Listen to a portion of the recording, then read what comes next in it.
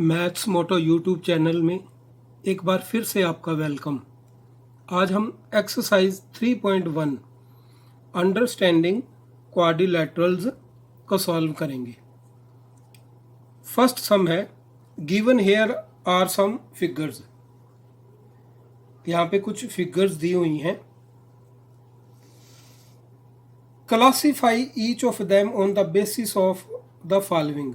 इनको हमने क्लासीफाई करना है सिंपल कर्व में, सिंपल क्लोज्ड कर्व में, पॉलीगन में, कन्वेक्स पॉलीगन और कनकेव पॉलीगन में। इन फिगर्स को हमने क्लासीफाई करना है। तो सबसे पहले हम सिंपल कर्व को समझते हैं कि सिंपल कर्व होती क्या है।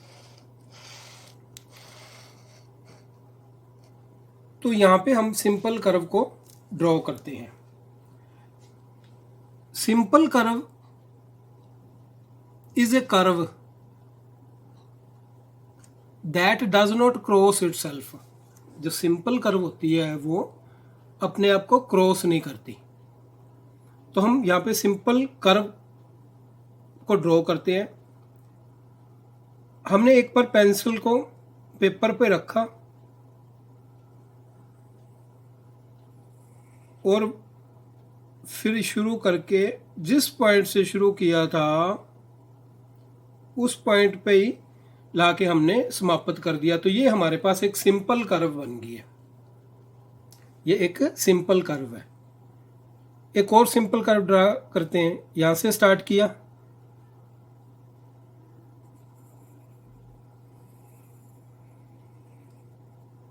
ये भी एक सिंपल कर्व है।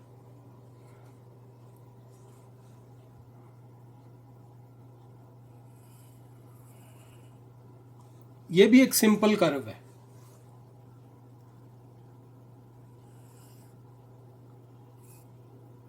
ये भी एक सिंपल कर्व है।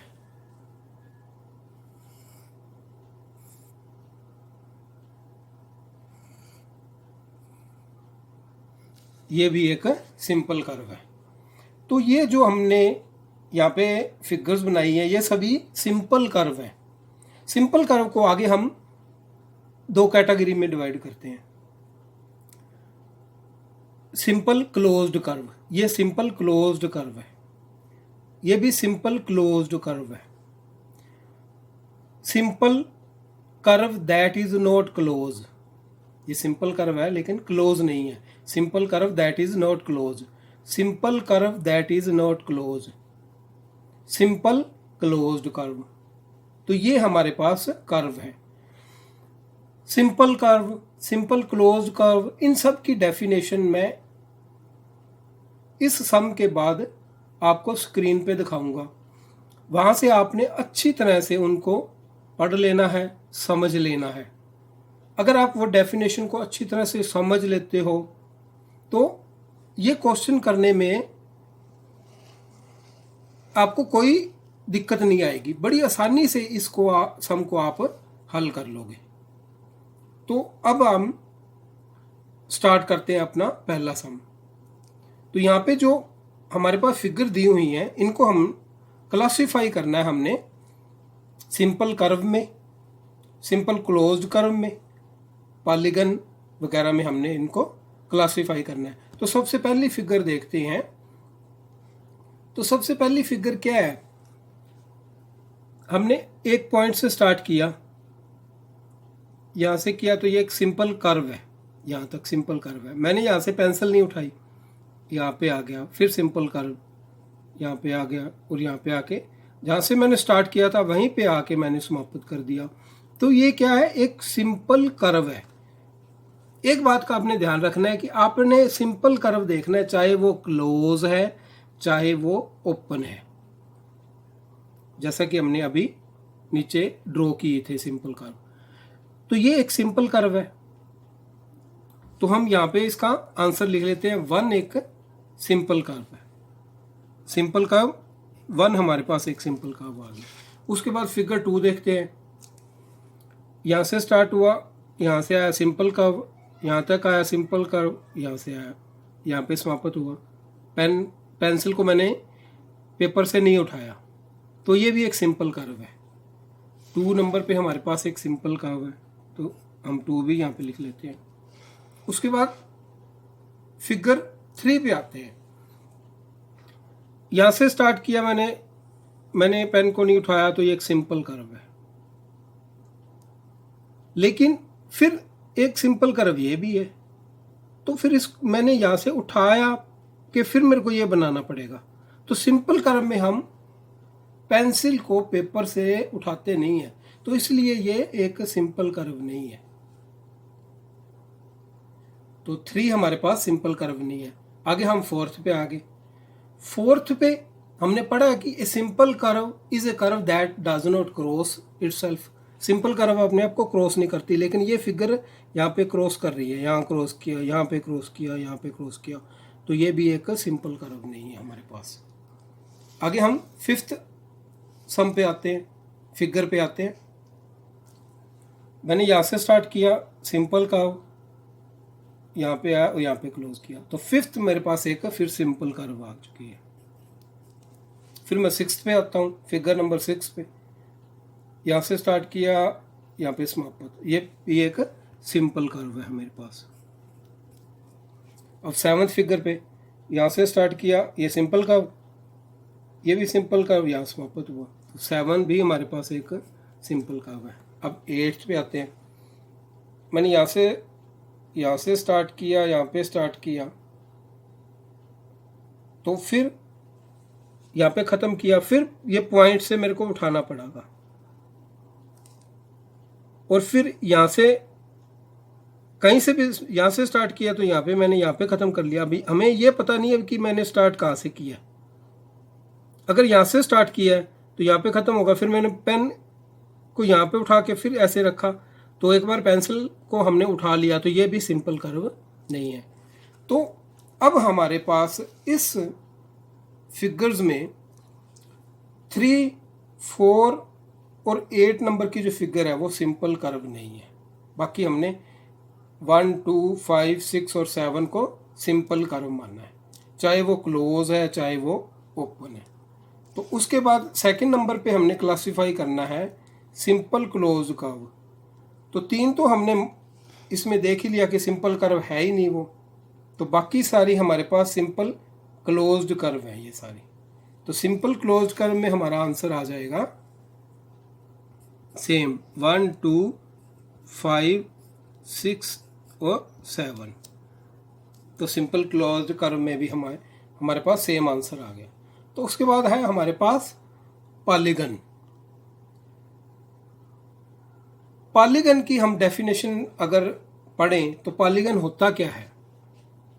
A simple closed curve,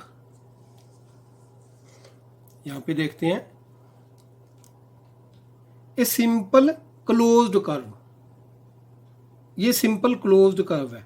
simple closed curve made up of line segment, ये एक लाइन सेगमेंट है, हम इसको नाम दे देते हैं ए बी सी डी। ए भी एक लाइन सेगमेंट है, बी सी लाइन सेगमेंट है, लाइन सेगमेंट लाइन का एक टुकड़ा, सी डी लाइन सेगमेंट है और डी ए भी एक लाइन सेगमेंट है। तो पॉलीगन क्या होता है? ए सिंपल क्लोज्ड कर्व होती है made up of line segment, जो कि लाइन सेगमेंट से बनी होती है, is called polygon. The side of a polygon do not cross each other, जो इसकी साइड है वो एक दूसरे को काटती नहीं है कि ये साइड आके इसको यहाँ से ऐसे काट दे। तो ये एक पॉलीगन है हमारे पास जो कि लाइन सेगमेंट से बना हुआ है।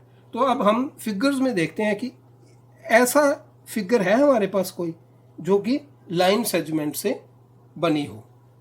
तो हम अब फिगर्स में चलते हैं कि लाइन सेगमेंट से हमारे पास कौन सी फिगर बनी है। देखो ये एक लाइन सेगमेंट है, ये यहाँ तक लाइन सेगमेंट, यहाँ तक, और यहाँ से यहाँ तक, यहाँ तक। तो ये जो फिगर है हमारे पास ये लाइन सेगमेंट से बनी हुई है। तो ये हमारे पास एक पॉलीगन है। तो नंबर 1 पे हमारे पास आ गया पॉलीगन में, नंबर 1 लिख देते हैं हम यहाँ पे। उसके बाद फिगर पे चलते हैं। देखो ये भी लाइन सेगमेंट से बना हुआ, यहाँ से एक लाइन सेगमेंट, यहाँ तक एक लाइन सेगमेंट, यहाँ तक लाइन सेगमेंट और यहाँ तक लाइन सेगमेंट। तो फिगर नंबर 2 भी हमारे पास एक पॉलीगन है। तो 3 पे हमारे पास क्या है? 3 पे हमारे पास सर्कल है, यहाँ पे कोई लाइन सेगमेंट तो है नहीं, तो ये पॉलीगन नहीं है।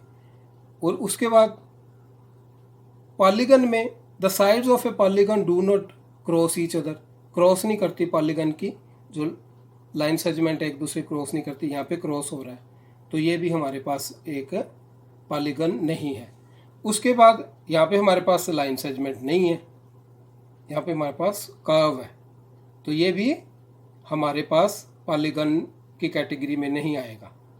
इसके बाद ये भी एक कर्व है, लाइन सेगमेंट नहीं है, तो 6 नंबर फिगर भी पॉलीगन की कैटेगरी में नहीं आता। उसके बाद 7 नंबर फिगर पे हम आते हैं। इसमें लाइन सेगमेंट ये है, लेकिन यहाँ पे हमारे पास लाइन सेगमेंट नहीं है, तो ये भी इस कैटेगरी में नहीं आएगा। 8 नंबर फिगर पे आते हैं। 8 नंबर फिगर में भी हमारे पास एक ही लाइन सेगमेंट है, तो ये भी पॉलीगन की कैटेगरी में नहीं आता। तो पॉलीगन में हमारे पास फिगर नंबर 1 और फिगर नंबर 2 दो ही फिगर आएंगी पॉलीगन की कैटेगरी में हमारे पास। तो अब हम करते हैं कन्वेक्स पॉलीगन। अब हम कन्वेक्स पॉलीगन के बारे में पढ़ते हैं कि कन्वेक्स पॉलीगन होता क्या है। A convex polygon is a polygon where all the interior angle जो होते हैं, अब यहीं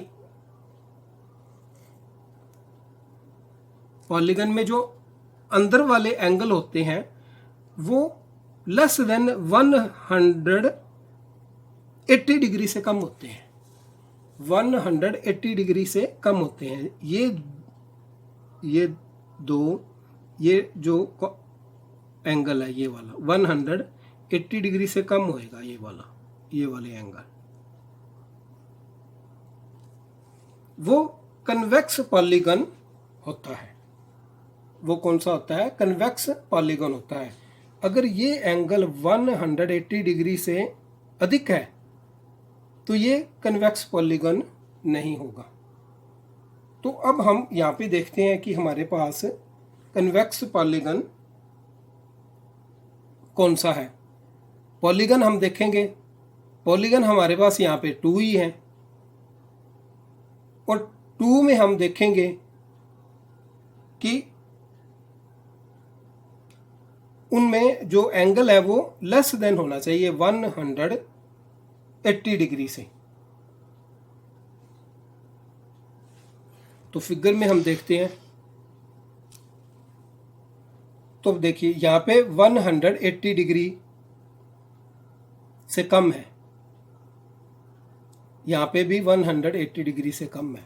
मैं आपको पहले एंगल के बारे में बताता हूँ कि एंगल को हम कैसे देख सकते हैं।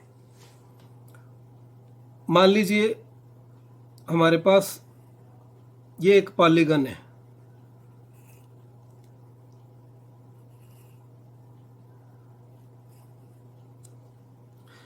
अब ये एक एंगल है, इसमें एक ये एंगल है, ये एंगल है और एक ये एंगल है, इसमें 4 एंगल हैं।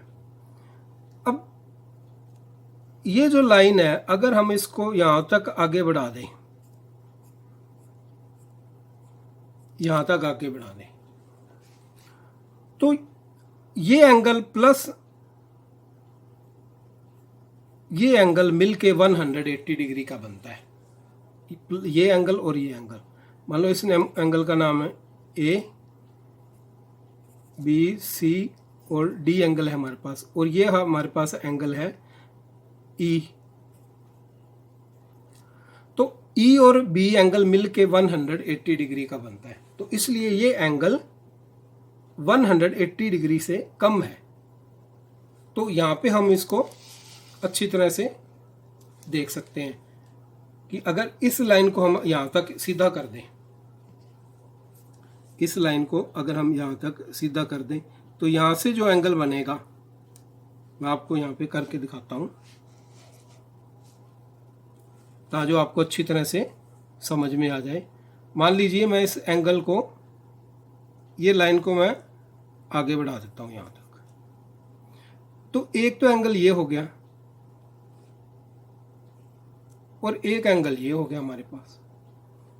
तो स्ट्रेट लाइन पे जो एंगल होता है पूरा यहाँ से लेके यहाँ तक, वो 180 डिग्री का होता है।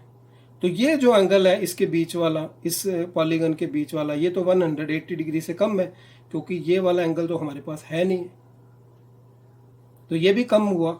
अगर इस साइड को इधर बढ़ा दें तो ये भी कम हुआ। अब यहाँ पे आके देखते हैं ये एंगल कितने का है। अगर मैं यहाँ के इसको आगे बढ़ा, ये लाइन मैंने उधर बढ़ाई है, इसको मैंने यहाँ तक आगे बढ़ा देता हूँ, यहाँ तक आगे बढ़ा दी। अब देखो, ये देखो 180 डिग्री एंगल बन गया पूरा स्ट्रेट लाइन पे, और ये एक्स्ट्रा बन गया, इससे भी ज़्यादा बन गया। तो ये एंगल है 180 डिग्री से अधिक है। तो ये कौन सी फिर पॉलीगन है? ये कन्वेक्स पॉलीगन नहीं है, क्योंकि जो कन्वेक्स पॉलीगन होती है, जो कन्वेक्स पॉलीगन होती है उसका एंगल, इंटीरियर एंगल जो होते हैं वो लेस देन 180 डिग्री से होते हैं। सभी एंगल 180 डिग्री से कम होते हैं। तो फिगर नंबर 1 में जो ये एंगल है 180 डिग्री से अधिक है, तो ये हमारे पास कन्वेक्स पॉलीगन नहीं है। अब 2 नंबर फिगर पे आते हैं। 2 नंबर फिगर के सभी, अगर इसको इधर बढ़ाएं, ये लेस देन है 180 से, ये भी लेस देन है, ये भी लेस देन है, ये भी लेस देन है। मैं आपको इसमें भी ड्रॉ करके दिखाता हूँ। मान लो अगर हम इसको बढ़ा देते हैं, इस लाइन को, अगर ये इसके बराबर है, सेम है, तो अगर मैंने इसको यहाँ बढ़ा दिया तो 180 ये एंगल और प्लस ये एंगल बन के मिलेगा 180, क्योंकि स्ट्रेट लाइन पर 180 डिग्री का एंगल बनता है। कि यहाँ पे एक, यहाँ पे देखिए यहाँ है एक लाइन, तो ये 180 डिग्री का एंगल है, तो ये तो इसमें आधा ही है, तो ये भी 180 डिग्री से कम है। तो 2 नंबर फिगर भी कन्वेक्स, ये 180 से कम है, ये भी कम है, तो ये भी कम है। ये 4 के 4 जो एंगल है 180 डिग्री से कम है। तो फिगर नंबर 2 कन्वेक्स पॉलीगन है हमारे पास। फिगर नंबर 2 कन्वेक्स पॉलीगन हमारे पास आ जाता है।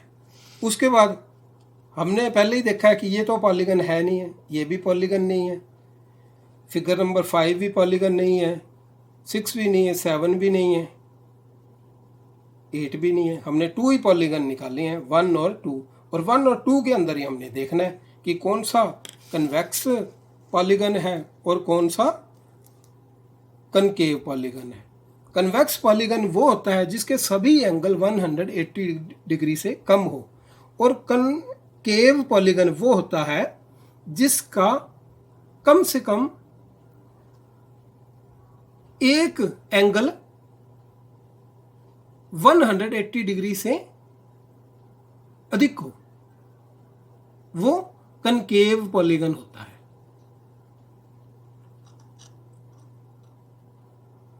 तो यहां पे फिगर नंबर 1 में हमने देखा है कि यहां पे एक एंगल है जो 180 डिग्री से अधिक है, तो इसलिए फिगर नंबर 1 कनकेव पॉलीगन है हमारे पास। फिगर नंबर 1 हमारे पास कनकेव पॉलीगन है। तो क्या आपको ये सम अच्छी तरह समझ में आए इस सेक्शन के बाद अभी मैं आपको स्क्रीन पे डेफिनेशंस दिखाऊंगा, ये simple curve, simple close curve, वो डेफिनेशन आपने अच्छी तरह से पढ़ लेनी है और समझ लेनी है, ताकि जो आपको ये समझने में आसानी हो।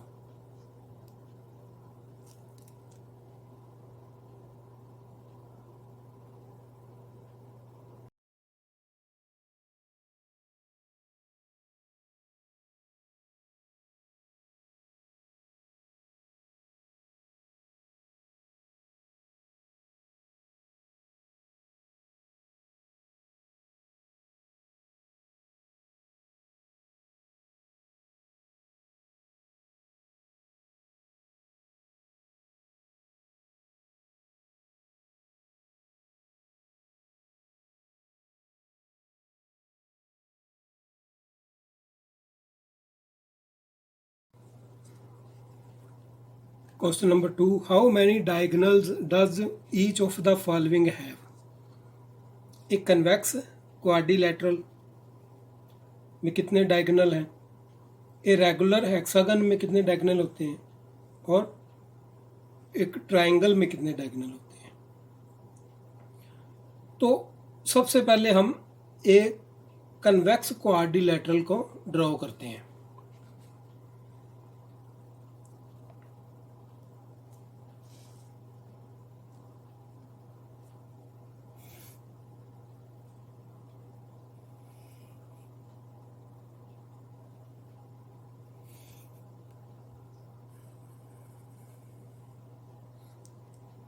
और इसको नाम देते हैं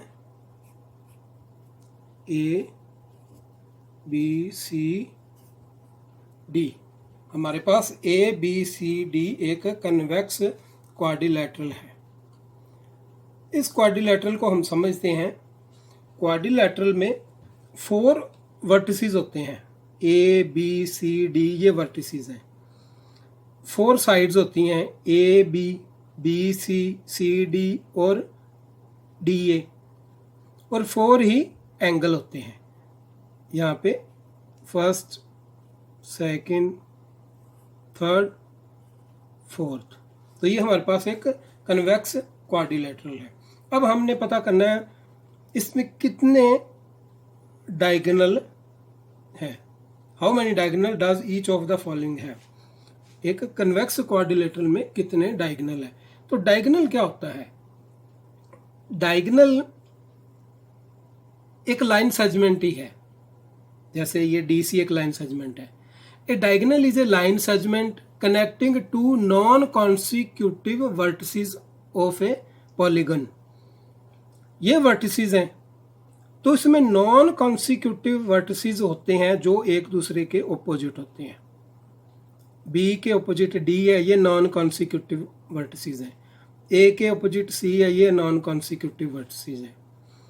ए और डी नॉन कॉन्सिक्यूटिव वर्टिसेस नहीं है, ये कॉन्सिक्यूटिव वर्टिसेस हैं। Consecutive vertices of a polygon are any 2 vertices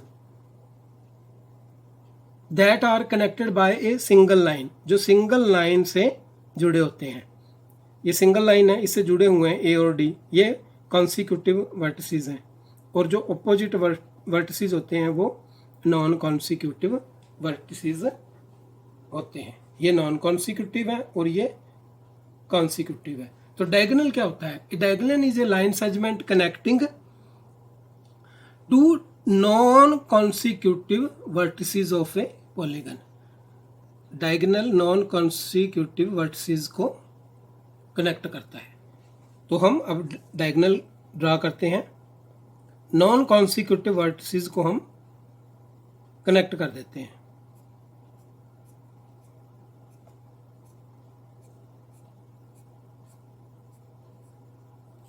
तो हमारे पास बी डी एक डायगोनल आ गया। अब ये भी नॉन कॉन्सिक्यूटिव वर्टिसेस हैं, तो इनको भी हम कनेक्ट कर देंगे। डायगोनल नॉन कॉन्सिक्यूटिव वर्टिसेस को ही कनेक्ट करता है एक लाइन सेगमेंट के थ्रू, और वो लाइन सेगमेंट हमारे पास डायगोनल होती है। तो इस तरह एक कन्वेक्स क्वाड्रिलेटरल में टू डायगोनल्स होते हैं। तो हमारे पास आंसर क्या आया इसके लिए? A convex quadrilateral has two diagonals, to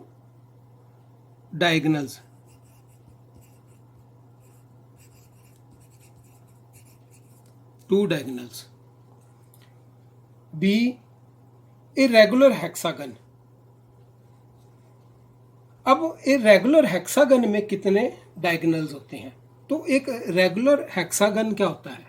A regular hexagon is a closed shape polygon which has 6 equal sides and 6 equal angles. तो हम ड्रॉ करते हैं अब ए रेगुलर हेक्सागन।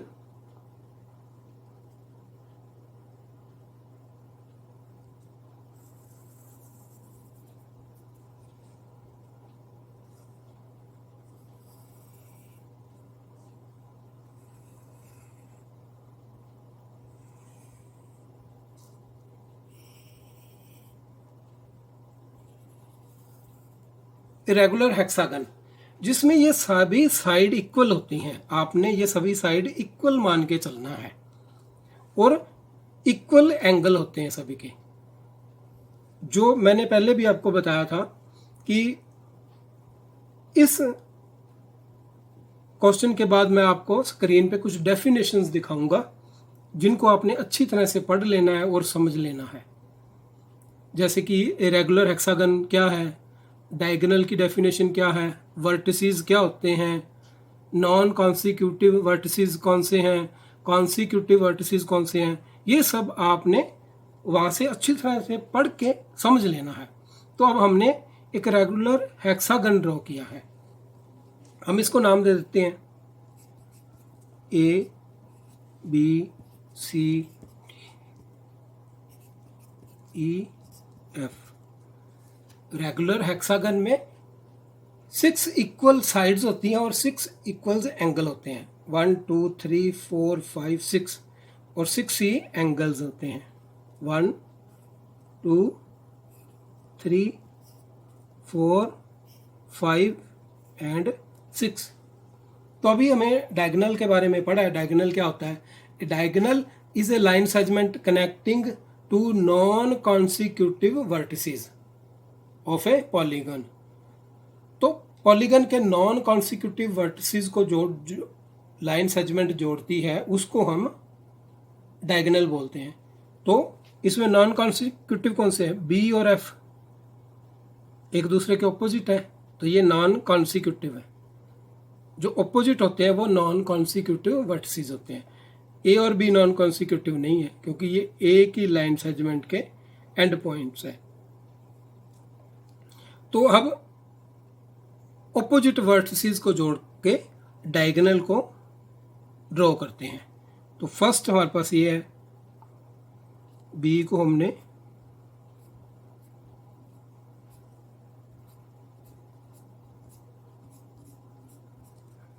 एफ से कनेक्ट किया, एक डायगोनल आ गया हमारे पास।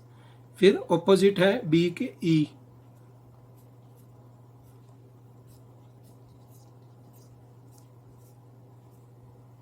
सेकंड। फिर बी के ऑपोजिट है डी,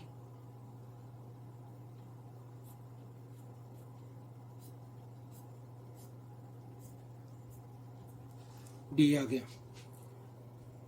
अब हमारे पास ए के ऑपोजिट क्या है? ए के ऑपोजिट है ई,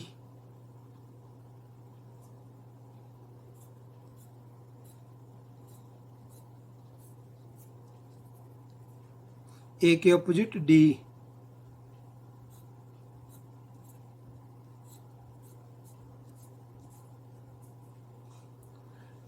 ए के ऑपोजिट है सी,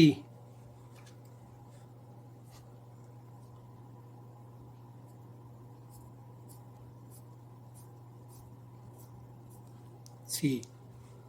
ए बी को हमने जोड़ लिया। अब सी को, अगर सी के ऑपोजिट क्या है? सी के ऑपोजिट ए तो है, वो तो हमने कनेक्ट कर लिया। सी के ऑपोजिट है एफ,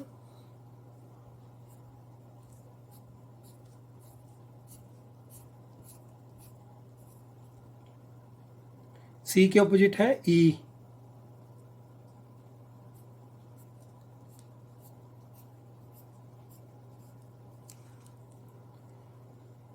अब डी के ऑपोजिट बी कर लिया, डी के ऑपोजिट ए कर लिया, डी के ऑपोजिट एफ नहीं किया हमने, तो डी के ऑपोजिट हम एफ को भी कर लेते हैं,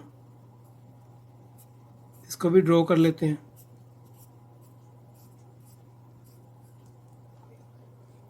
अब ई के ऑपोजिट सी कर हमने ड्रॉ कर लिया, बी ई कर लिया, एफ कर लिया, एफ से इधर एफ के आगे कर लिया बी, एफ के ऑपोजिट बी है। तो अब हम इसको काउंट करते हैं कितने डायगोनल है हमारे पास। 1 2 3 4, ये हमने काउंट कर लिया, 5 6 ये कर लिया, 7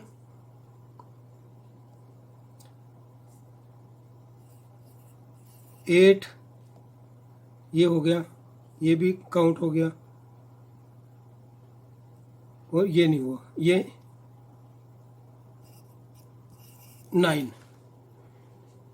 तो हमारे पास 9 डायगोनल आ चुके हैं। तो ए रेगुलर हेक्सागन हैज 9 डायगोनल्स। तो हमारे पास आंसर क्या आया, 9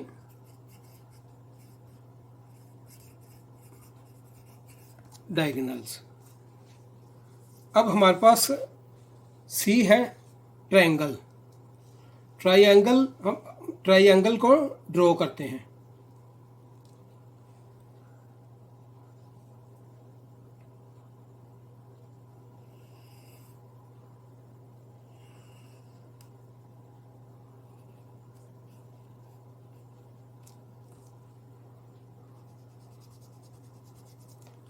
तो ये हमने ट्रायंगल को ड्रॉ कर लिया है, इसको नाम देते हैं A B C, triangle A B C. तो इसमें हमने पता करना है कितने हमारे पास डायगोनल है। तो डायगोनल के बारे में हमने पढ़ा है, a diagonal is a line segment connecting two non consecutive vertices of a polygon. तो इसमें नॉन कॉन्सिक्यूटिव वर्टिसेस कौन से हैं? सी के सामने कोई वर्टिसेस नहीं है, ये तो कॉन्सिक्यूटिव वर्टिसेस हैं। Consecutive vertices connected by a single line के साथ जुड़े हुए हैं, ये भी सिंगल लाइन के साथ जुड़ा हुआ है, ये भी सिंगल लाइन के साथ जुड़े। तो इसमें नॉन कॉन्सिक्यूटिव वर्टिसेस नहीं है जो सी के ऑपोजिट हो, बी के ऑपोजिट या फिर ए के ऑपोजिट हो। सो इसका मतलब क्या है, a triangle has no diagonals, a triangle has no diagonal. तो यहां पे लिख लेंगे हम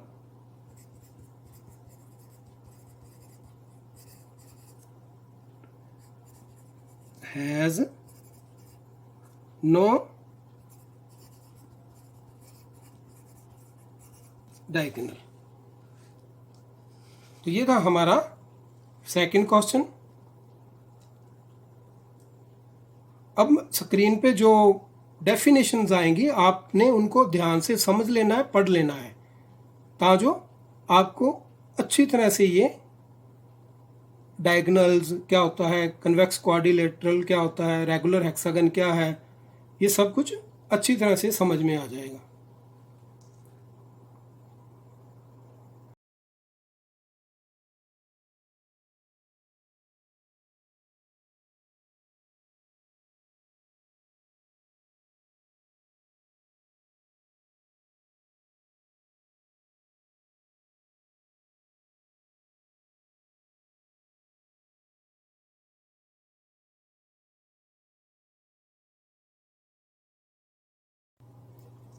मैथ्स मोटो यूट्यूब चैनल में एक बार फिर से आपका वेलकम।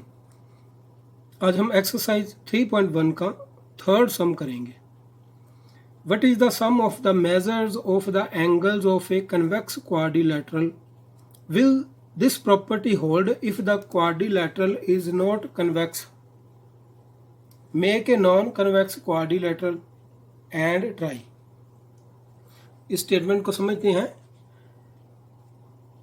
स्टेटमेंट में कहा गया है कि कन्वेक्स क्वाड्रिलैटरल के कोनों के माप का जोड़फल क्या है। अगर क्वाड्रिलैटरल कन्वेक्स नहीं है तो क्या यही प्रॉपर्टी होल्ड होगी, ये गुण इंप्लीमेंट होगा। आगे कहते हैं कि एक नॉन कन्वेक्स क्वाड्रिलैटरल बनाओ और कोशिश करो। तो सबसे पहले हम कन्वेक्स क्वाड्रिलैटरल के कोनों के माप का जोड़फल क्या है वो पता करते हैं। तो हम एक कन्वेक्स क्वाड्रिलैटरल ड्रॉ करते हैं।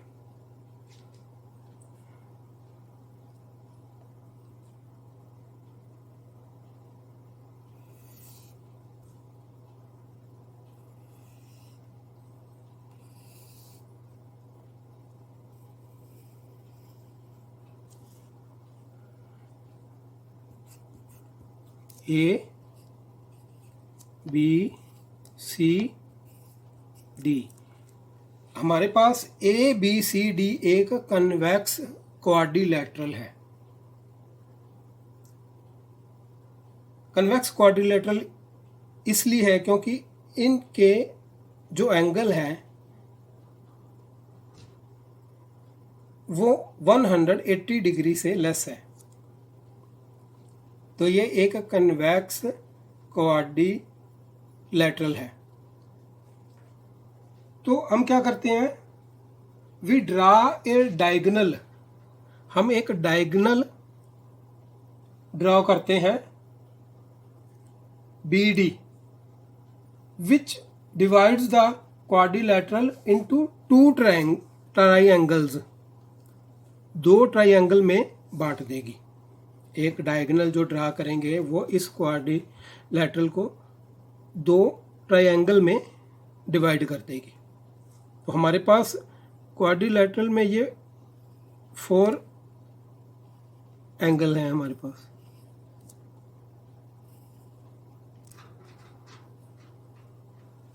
तो हम एक डायगोनल ड्रा करते हैं।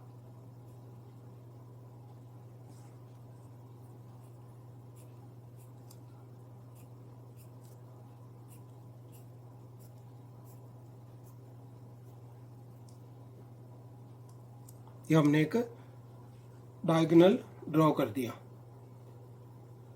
अब हमारे पास दो ट्रायंगल बन गए, ए बी डी और बी सी डी। तो सबसे पहले हम क्या कहते हैं, the sum of all the angles, the sum of all the angles of a b c d quadrilateral। तो हम यहाँ पे इसको लिख लेते हैं,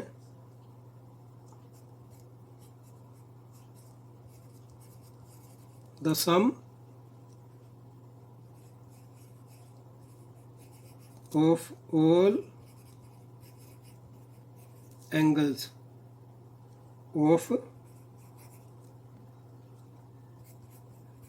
A B C D quadrilateral.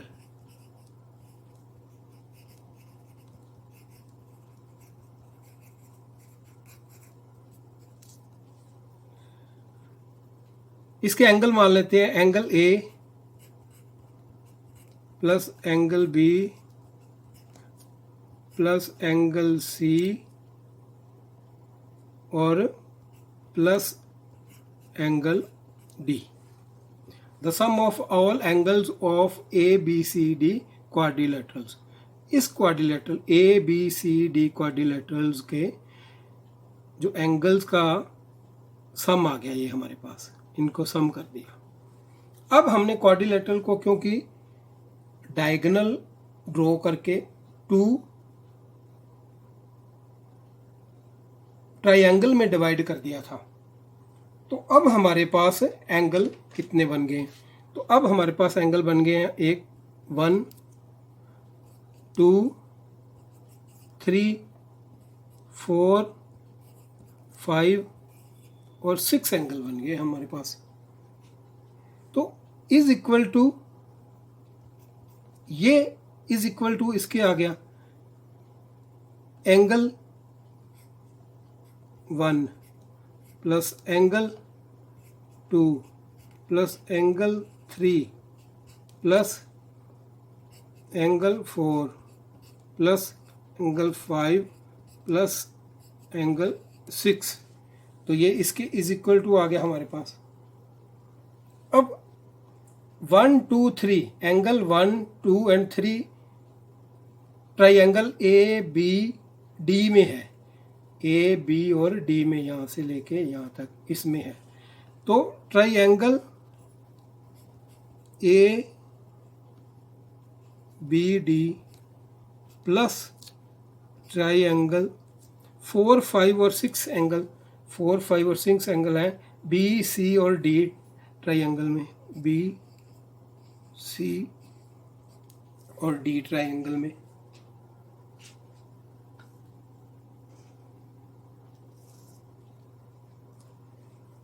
तो अब हमारे पास दो ट्रायंगल आ चुके हैं, ट्रायंगल ए बी डी और ट्रायंगल बी सी डी। अब हम जानते हैं कि the sum of all the angles of a triangle, so we know that the sum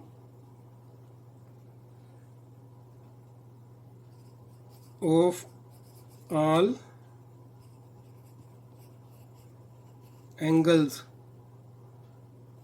of a triangle is equal to 180 degree होता है। एक ट्रायंगल के सभी कोनों का जो माप होता है वो 180 डिग्री होता है। सो इसलिए हमारे पास अब क्या आ गया, is equal to triangle A B C D का माप क्या है, ए बी सी डी का माप 180 degree plus triangle B C D का, बी सी डी 180 डिग्री। इसको टोटल किया तो 360 डिग्री आ गया। तो ये क्या हो गया हमारे पास, the sum of all angles of A B C D quadrilateral is equal to 360। तो हमारे पास सम निकाल लिया हमने, कन्वेक्स क्वाड्रिलेटरल के एंगल्स का सम हमने निकाल दिया। तो हम क्या लिखेंगे, the sum of measures of the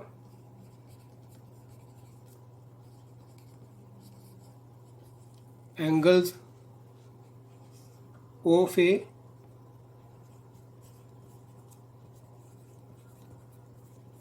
convex quadrilateral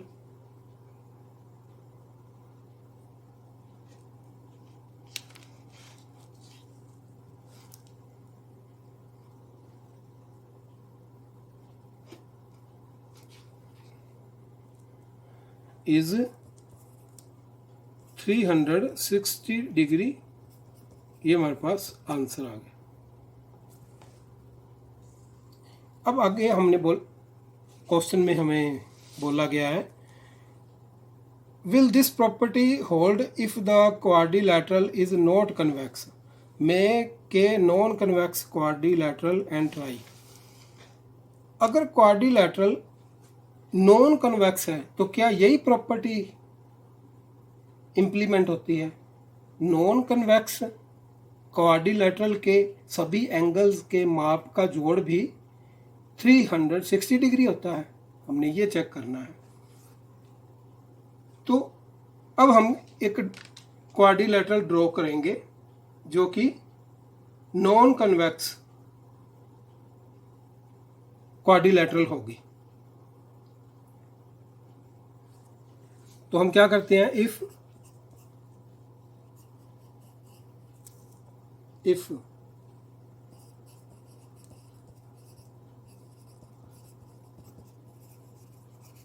quadrilateral is not convex, then अगर क्वाड्रिलेटरल कन्वेक्स नहीं है तब क्या यही प्रॉपर्टी इम्प्लीमेंट होगी।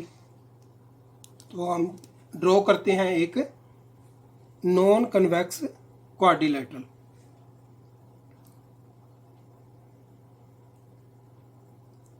नॉन कन्वेक्स में मिनिमम वन एंगल 180 डिग्री से अधिक होता है।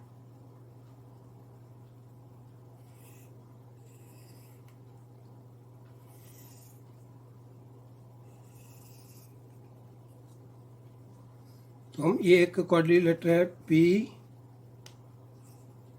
Q R S. तो यहाँ पे देखो एक एंगल ये है, एक एंगल ये है, एक ये है, और ये वाला एंगल है जो 180 डिग्री से ऊपर का है। क्योंकि एक सीधी रेखा में यहाँ पे अगर एक रेखा बनाएं, हम एक लाइन बनाएं, तो ये कोण है जो 180 डिग्री का होता है।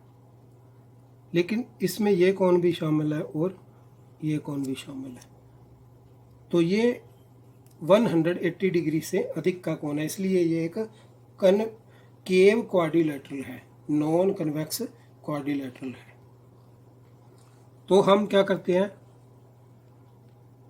ऑपोजिट वर्टिसेस को कनेक्ट करके एक डायगोनल ड्रॉ करते हैं।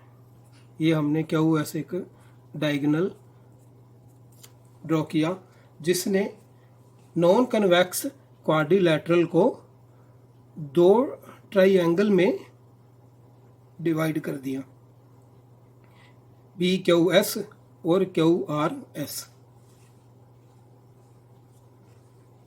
तो अब हमने जो हमने कन्वेक्स क्वाड्रिलेटरल के ऊपर किया था बिल्कुल वैसे ही हम यहाँ पे भी करेंगे। The sum of all angles of P Q R S quadrilaterals, बिल्कुल वही प्रोसीजर अपनाएंगे और हमारा जो सम हमारे पास रिजल्ट है वो आ जाएगा। तो हम क्या लिखेंगे, the sum of all angles of P Q R S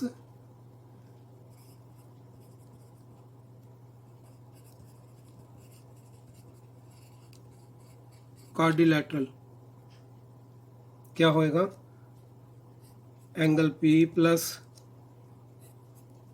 Q plus angle R plus angle S. ये किसके बराबर होंगे।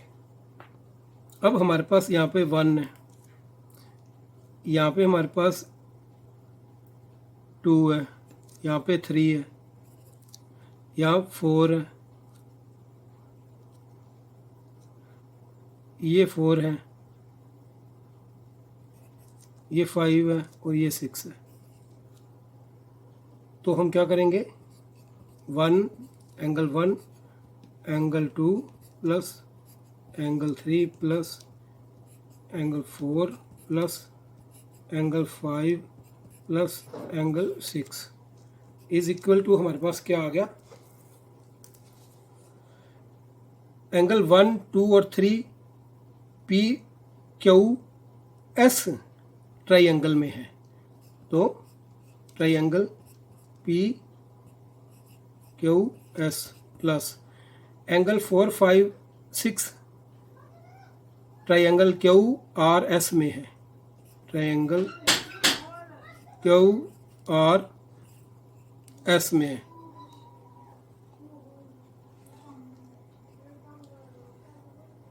तो अब हमें पता है जो the sum of all angles of a triangle क्या होता है, 180 डिग्री होता है, और इसका भी 180 डिग्री होता है। तो हमारे पास आंसर क्या आया, 360 डिग्री आ गया।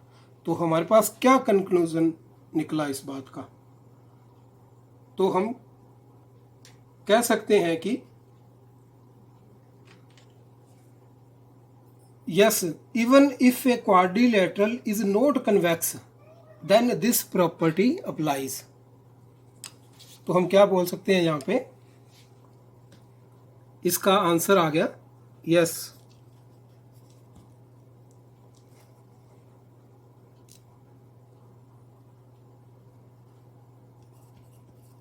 even if a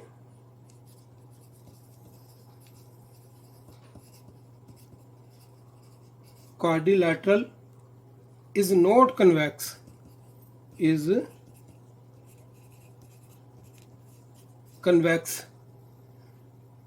then this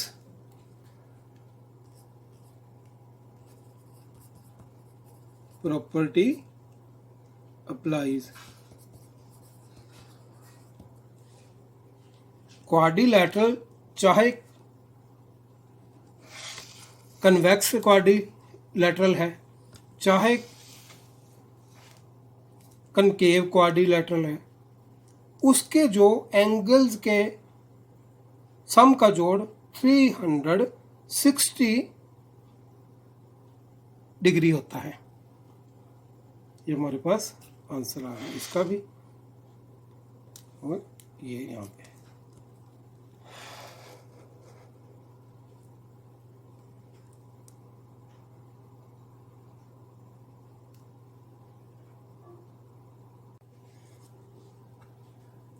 Fourth question, examine the table. Each figure is divided into triangles and the sum of the angles deduced from that। Figure को हमने जज करना है, हर एक फिगर को ट्राइंगल में डिवाइड किया हुआ है और उससे एंगल सम निकाला गया है। तो हम एग्जामिन द टेबल, टेबल को जज करते हैं। फर्स्ट नंबर पे फिगर है हमारे पास, ट्राइंगल दिया हुआ है, यहाँ पे साइड लिखा हुआ है, तो इसकी 3 साइड है। एंगल सम इसका कितना है, 180। उसके बाद सेकंड फिगर पे चलते हैं।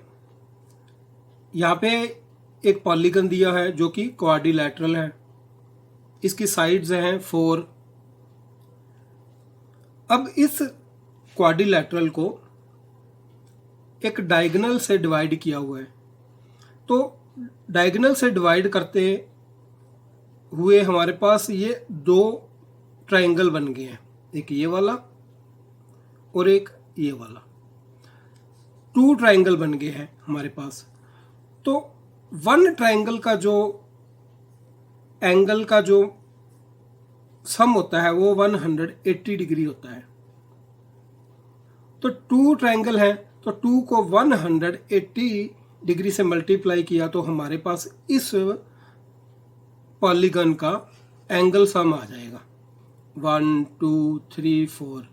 इस टोटल पॉलीगन का एंगल सम आ जाएगा, 2 × 180 करेंगे और फिर इज इक्वल टू लिखा हुआ है 4 - 2 × 180। तो यहाँ पे एक फॉर्मूला दिया हुआ है हमें ये एक फॉर्मूला दिया हुआ है हमें। यहाँ पे 4 नंबर ऑफ साइड है, इस पॉलीगन की नंबर ऑफ साइड। तो 4 - 2 मल्टीप्लाई 180।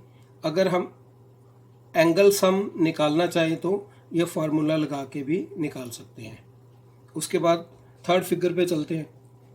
यहाँ पे हमारे पास एक पॉलीगन है जिसकी 5 साइड्स हैं, 1 2 3 4 5। इसको पेंटागन बोलते हैं।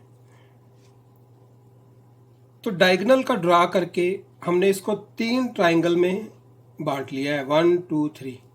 3 को 180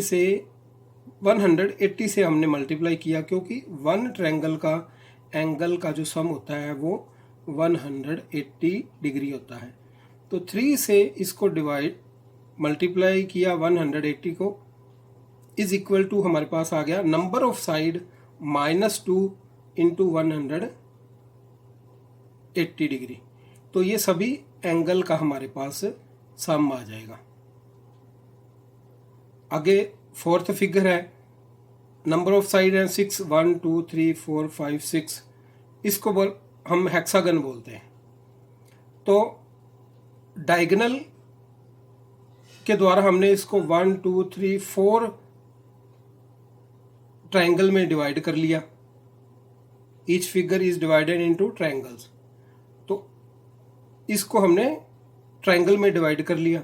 4 मल्टीप्लाई 180 करेंगे तो हमारे पास इस डायगोनल का एंगल सम आ जाएगा, और ये इज इक्वल टू होता है नंबर ऑफ साइड 6 -2 इंटू 180। तो ये फॉर्मूला लगा के भी हम एंगल सम निकाल सकते हैं। तो अब आगे चलते हैं हम क्वेश्चन पे। What can you say about the angle sum of a convex polygon with number of sides 7? एक हमारे पास पॉलीगन है जिसकी नंबर ऑफ साइड्स हमारे पास 7 है। जैसे यहाँ पे नंबर ऑफ साइड 4 थी, यहाँ पे नंबर ऑफ साइड 5 है, यहाँ पे 6 है। तो एक पॉलीगन है जिसकी नंबर ऑफ साइड 7 है। हमें पॉलीगन बना के उसको डायगोनल के द्वारा ट्रायंगल में डिवाइड करने की जरूरत नहीं है। हमने नंबर ऑफ साइड देखना है। नंबर ऑफ साइड देख के हम ये फार्मूला लगाएंगे और हमारे पास एंगल सम आ जाएगा एक पर्टिकुलर पॉलीगन का। तो जिस पॉलीगन की नंबर ऑफ साइड 7 है तो उसका एंगल सम हम कैसे निकालेंगे? तो एंगल सम हमारे पास क्या आया?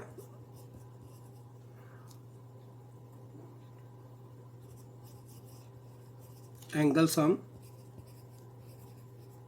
Is equal to number of side -2 into 180 degree. हमारे पास ये एक फार्मूला है, इसकी मदद से हम एंगल सम निकाल लेंगे। इज इक्वल टू 7 -2 5, क्योंकि पहले ब्रैकेट्स को हमने सॉल्व करना है। बॉड मास का फॉर्मूला आपको याद ही होगा, multiply 180 degree is equal to 5 multiply 180 degree, 18 5 का 90। तो ये क्या आ गया? 900 डिग्री इसका आंसर आ गया हमारे पास। Angle sum of a convex polygon with number of side 7 is equal to 900 degree answer आ गया हमारे पास। अब हम सेकंड सम देखते हैं। सेकंड सम है, नंबर ऑफ साइड है हमारे पास 8। तो एंगल सम इसका क्या आएगा?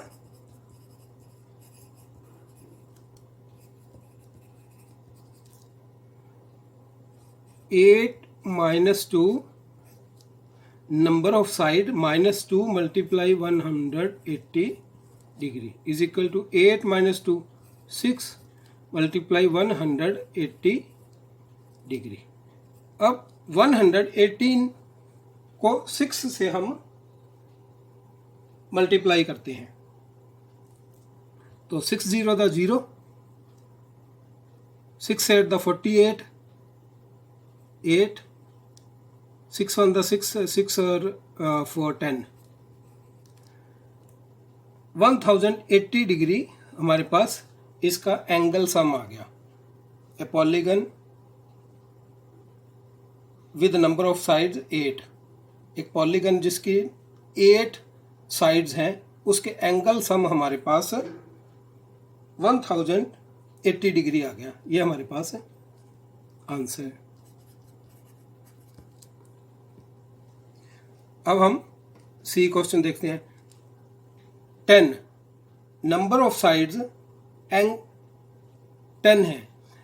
Angle sum of a convex polygon with number of sides 10, तो इसका एंगल सम हमारे पास क्या आएगा? Angle sum is equal to 10 minus 2 multiply 180 is equal to 10 में से 2 गए 8, 180। अब 8 मल्टीप्लाई 180, तो इसको इससे मल्टीप्लाई कर देते हैं। 8 0 द 0, 8 8 द 64, 4 लग गया 6 कैरी फॉरवर्ड, और 8 6 8 1 द 8, 8 और 6 14, 1440 डिग्री हमारे पास आंसर आ गया, एंगल सम आ गया, जिस पॉलीगन की 10 साइड्स हैं हमारे पास। तो उसके बाद हमें दिया हुआ है नंबर ऑफ साइड्स, हमें दी हुई हैं n। एक कन्वेक्स पॉलीगन है जिसकी नंबर ऑफ साइड्स हैं n है हमारे पास, तो इसका एंगल सम क्या आएगा हमारे पास? Angle sum is equal to number of side n है, तो n माइनस 2 इंटू 180 डिग्री, ये हमारे पास आंसर आ गया।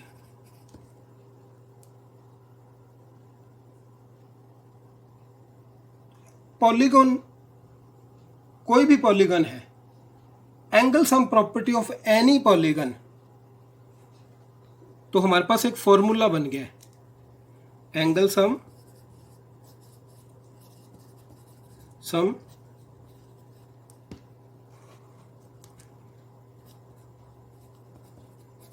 Property of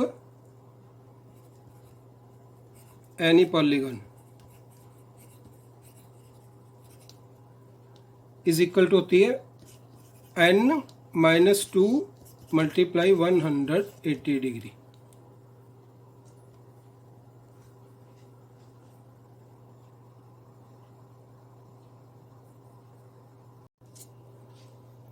fifth question, what is a regular polygon? State the name of a regular polygon of 3 sides. Number 2 4 sides. Number 3 6 side. Irregular polygon क्या है? Irregular polygon का नाम बताओ जिसमें 3 sides हैं, 4 sides हैं या फिर 6 sides हैं। हमें रेगुलर पॉलीगन का नाम बताना है जिसमें 3 साइड्स हैं, 4 साइड्स हैं और 6 साइड्स हैं। तो सबसे पहले बताते हैं what is a regular polygon. Regular polygon किसे कहते हैं? तो ए polygon is called a regular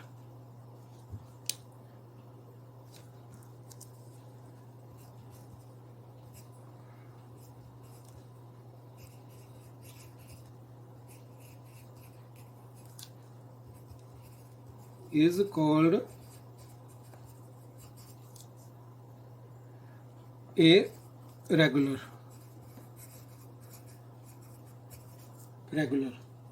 if it has equal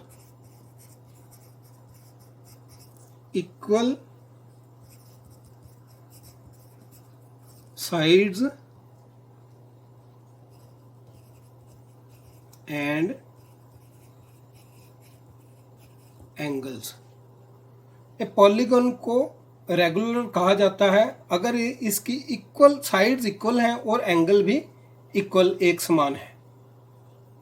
तो पहला हमारे पास सम है थ्री साइडेड पॉलीगन को क्या बोला जाता है। तो फर्स्ट सम हम करेंगे, polygon having three sides is called a triangle. Triangle बोलते हैं जो पॉलीगन की तीन साइड्स होती हैं उसको हम क्या बोलते हैं, ट्रायंगल बोलते हैं। और हमारे पास एक ट्रायंगल है।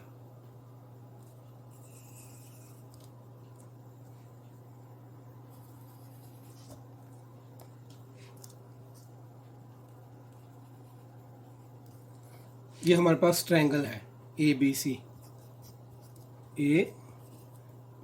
सी। Polygon having three sides is called a triangle, इसको ट्रायंगल बोलते हैं। But a regular three sided polygon is an equilateral triangle.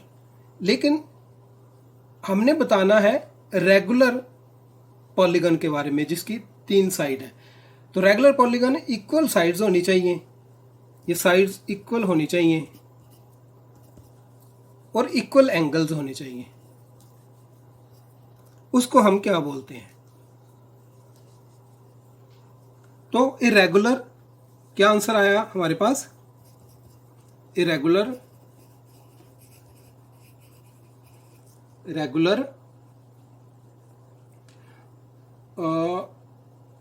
Three sided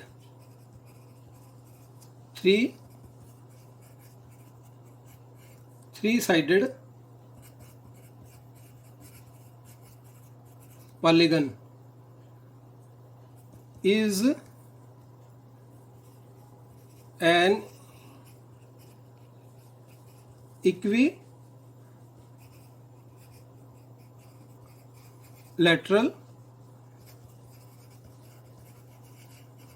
triangle। irregular three-sided polygon is an equilateral triangle। इसको equilateral triangle बोलते हैं जिसकी सभी तीन sides equal हैं और एंगल भी इक्वल है। तो ये हमारे पास आंसर है। उसके बाद हमारे पास है सेकंड सम है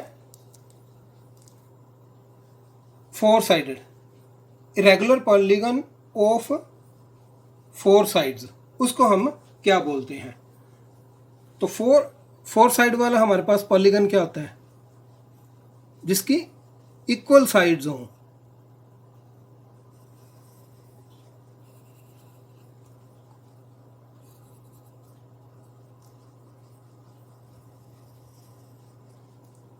क्या बन गया ये हमारे पास? तो फोर साइडेड पॉलीगन जिसकी इक्वल साइड्स हों और इक्वल ही उसके एंगल हों।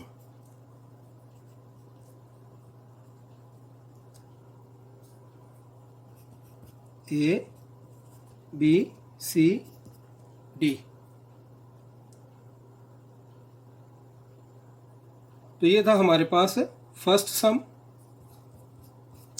हमारे पास अब सेकंड सम है। Four sided polygon. Irregular four sided polygon is a square होता है। जो रेगुलर फोर साइडेड पॉलीगन होता है ए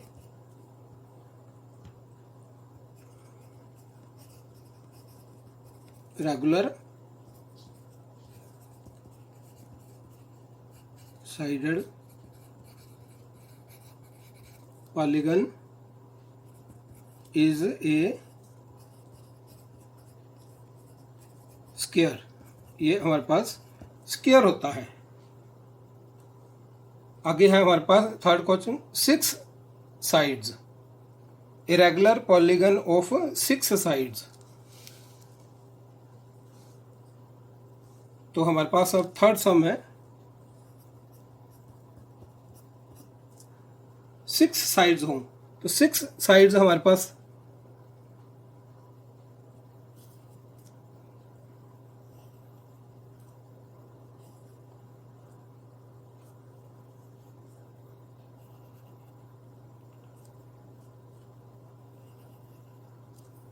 इक्वल साइड्स हो 1 2 3 4 5 6 इसके साथ, और इक्वल ही इसके एंगल्स हों।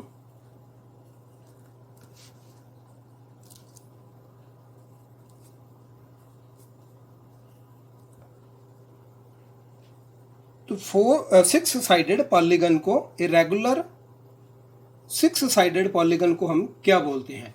Irregular polygon. तो इसका आंसर है irregular polygon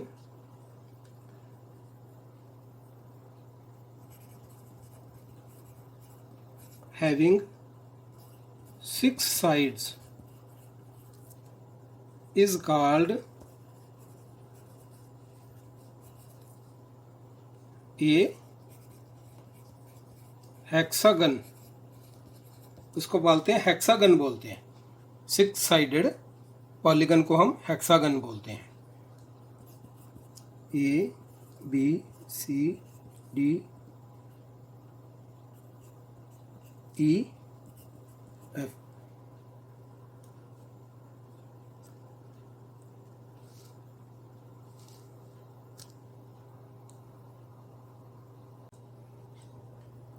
Sixth sum, find the angle measure x in the following figure।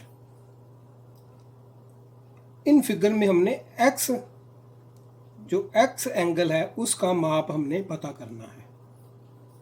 जैसे इस एंगल का माप 50 डिग्री है, 130 डिग्री इस एंगल का, 120 डिग्री इस एंगल का माप है, और x एंगल का क्या माप है वो हमने पता करना है।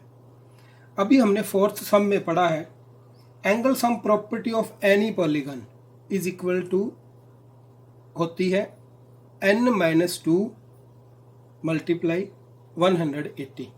तो ये भी एक पॉलीगन है, तो वही एंगल सम प्रॉपर्टी को लेके हम चलेंगे।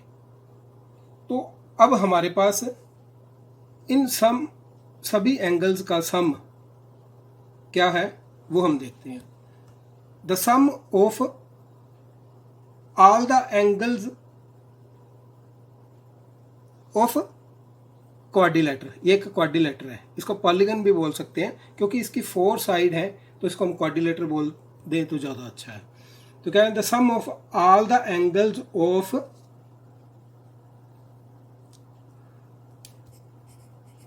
The sum of all the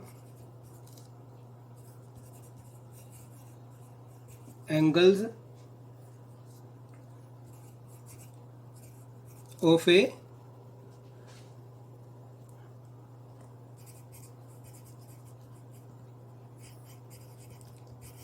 quadrilateral is equal to क्या होता है हमारे पास n-2 मल्टीप्लाई 180 डिग्री। तो the sum of all the angles of a quadrilateral, तो इसका सम हम यहाँ पे लिख देंगे 50 degree plus 130 degree plus 120 degree plus x is equal to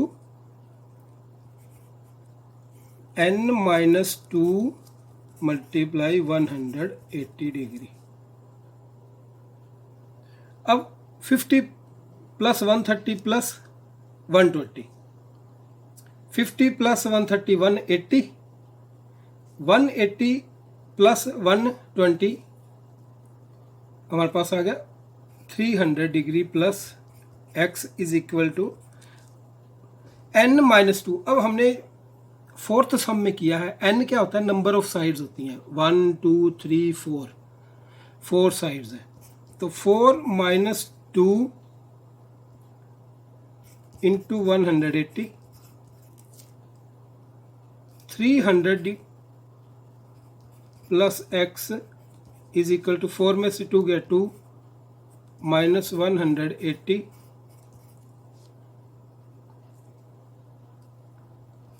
300 plus x is equal to 8 to the 36 0.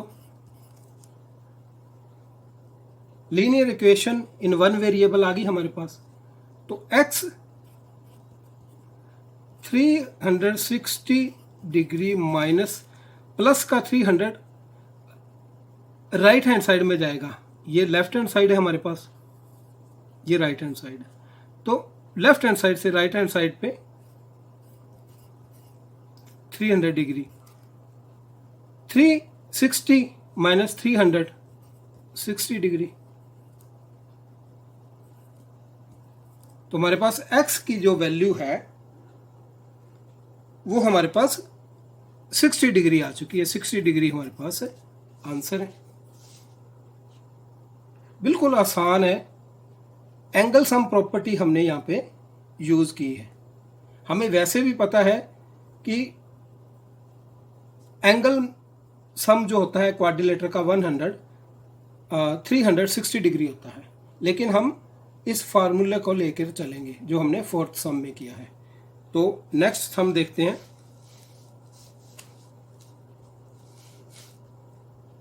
B है हमारे पास नेक्स्ट सम.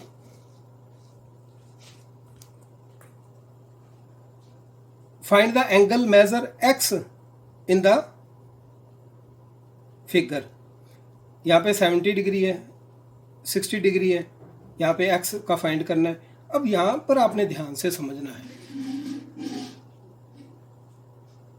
जब दो रेखाएं एक दूसरे को 90 डिग्री के कोण पे काटती हैं तो उन लाइंस को हम परपेंडिकुलर लाइंस बोलते हैं.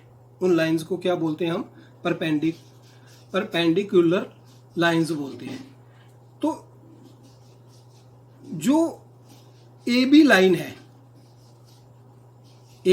है वो परपेंडिकुलर, यहां पे बना के दिखा देता हूं मैं आपको.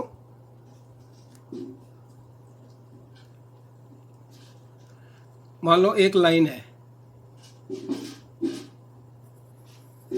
ये लाइन है, और एक लाइन इसको यहां पे काट रही है. तो ए बी ये परपेंडिकुलर है, ए बी एक्स वाई पर. तो ये 90 डिग्री पर काटती है. यहाँ पर ये 90 डिग्री का एंगल होता है हमारे पास, और प्लस ये 90 डिग्री का. और जब दोनों को ऐसे मिला दो तो 180 डिग्री का हमारे पास ये कोण आ जाता है. 180 डिग्री का यहाँ से लेके यहाँ तक, और इसका हाफ कर दो तो 90 डिग्री का. तो ये हमारे पास आ गया 90 डिग्री का एंगल है हमारे पास. तो अगर ये 90 डिग्री का है तो ये कोण हम मान लेते हैं कितने का है? हमें पता है वैसे तो ये 90 है, तो ये भी 90 है. मान लो इसको हम y मान लेते हैं, y. तो 90 प्लस y होता है 90 plus y is equal to 180. तो y is equal to 180 minus ये प्लस का है, इधर राइट हैंड साइड में जाएगा माइनस हो जाएगा. तो y is equal to 90 degree. तो ये भी हमारे पास y आ गया 90 डिग्री. तो अब हमारे पास 3 एंगल आ चुके हैं, 70, 60 एंड 90. तो अब हम the angle sum of all the angles क्या करेंगे? The angle sum of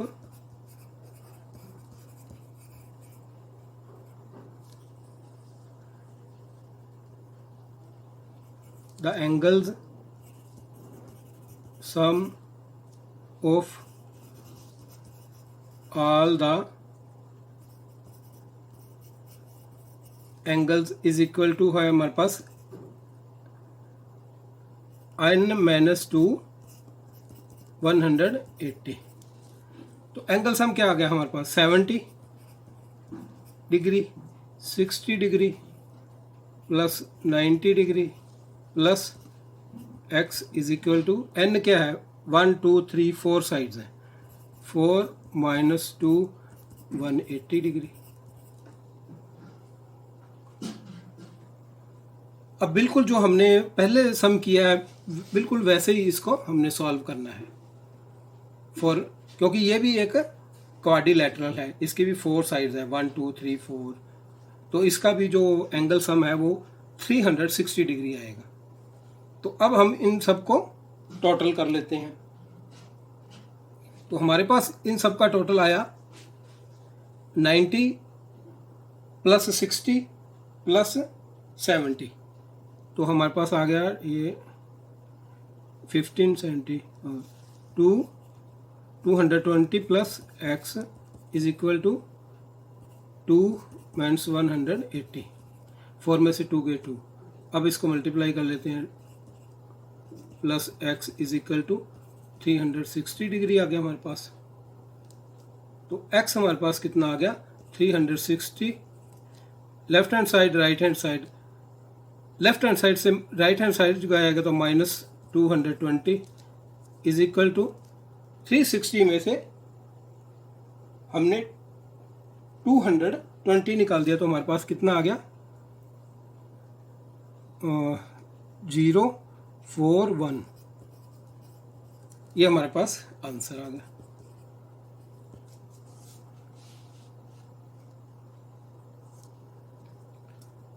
to 220 degree plus x is equal to 360, x is equal to left hand side से राइट हैंड साइड में गया माइनस 220 डिग्री, 360 माइनस 220 140 हमारे पास x का मान आ गया। ये हम पे 140 डिग्री हमारे पास x का आंसर आ गया।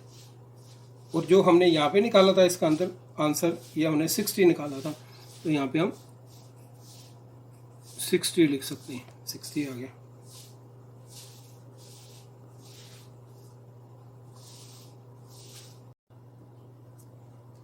सी सम देखते हैं।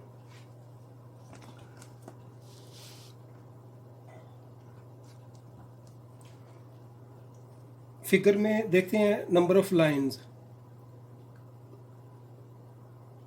1 2 3 4 5, तो इसकी 5 साइड है, इस फिगर में 5 साइड है। तो ये जो पॉलीगन है इसको हम बोलते हैं पेंटागन, पेंटागन बोलते हैं। तो इसमें हमने 30 डिग्री दिया हुआ है, दो कोण x दिए हुए हैं और यहाँ पे कोण दिया हुआ है 70 डिग्री जो कि बाहर वाला है, लेकिन हमने ये अंदर वाला कोण पता करना है, ये वाला। और यहाँ पे 60 डिग्री दिया हुआ है जो बाहर की तरफ है, लेकिन ये हमने ये पता करना है, ये वाला कोण पता करना है। तो सबसे पहले इस बात को समझते हैं कि ये कोण कितने डिग्री का है। हमें पता है कि अगर हमारे पास एक रेखा है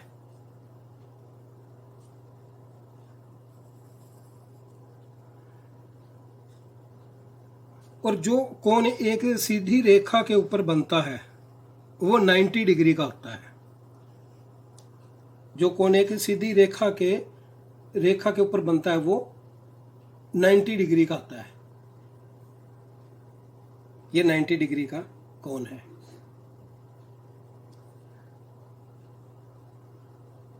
ये 90 का है तो ये हमारे पास ये भी 90 का है, क्योंकि यहाँ से लेके यहाँ तक जो कोण होता है वो 180 डिग्री का होता है। ये आपने ध्यान रखना है कि यहाँ से एक सीधी रेखा के ऊपर ये जो यहाँ पे कोण यहाँ से लेकर यहाँ तक बना है वो 180 डिग्री का होता है। अगर इसका हाफ कर दो तो 90 डिग्री का ये, अगर इस या 90 डिग्री का ये हो गया। तो अगर मान लो लाइन यहाँ पे लगी हुई है, एक कोण यहाँ पे बना हुआ है, जैसे ये वाला कोण है 70, ये कोण यहाँ पे बना हुआ है 70, तो ये 70 है, तो यहाँ से लेके यहाँ पर 180 है। तो अगर हम 180 डिग्री से 70 कम कर देंगे तो यहाँ पे हमारे पास वो कोण आ जाएगा। मान लो इस कोण को हम मानते हैं y मान लेते हैं, y मानना है इस कोण को। तो 70 plus y is equal to 180, 70 plus y is equal to 180। तो y is equal to 180 minus 70। 180 में से अगर हम 70 डिवाइड माइनस कर दे तो हमारे पास आ गया 110 डिग्री। तो ये कोण है हमारे पास जो आ गया 110 डिग्री का आ गया। तो इसको हम लिखेंगे 110 डिग्री। ऐसे ही बिल्कुल हम ये कोण भी निकाल लेंगे। ये बाहर वाला कोण 60 दिया, टोटल हमारे पास है 160।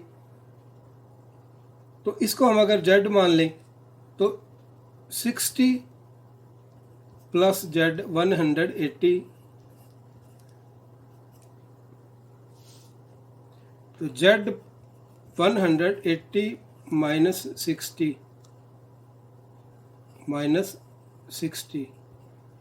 120। तो हमारे पास ये जो कोण आया वो 120 डिग्री का आ गया। तो हमारे पास 30, 110 एंड 120 डिग्री का कोण आ गया हमारे पास। तो अब हम एंगल सम प्रॉपर्टी को यूज करके इन कोन्स को जो माप है वो हम फाइंड कर लेते हैं। तो हम क्या लिखेंगे, the angle sum of all the angles. ऐसे भी लिख सकते हैं या लिख सकते हैं क्योंकि ये है एक पेंटागन है, क्योंकि इसकी 5 साइड्स हैं, 1 2 3 4 5। तो ये हमारे पास एक पेंटागन है। तो हम लिखेंगे the sum of all the angles of a pentagon. The sum of all the angles of ए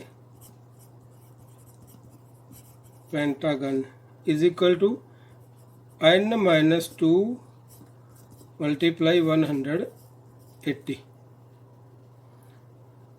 तो the sum of all the angles हमारे पास क्या है, 30 प्लस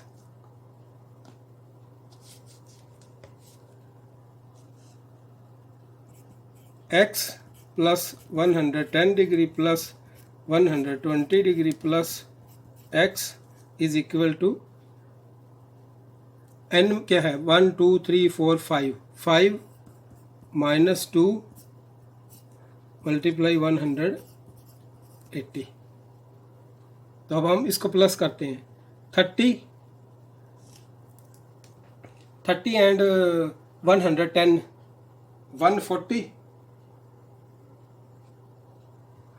140 में हमने 140 120 06 260 हमारे पास इसका टोटल आ गया।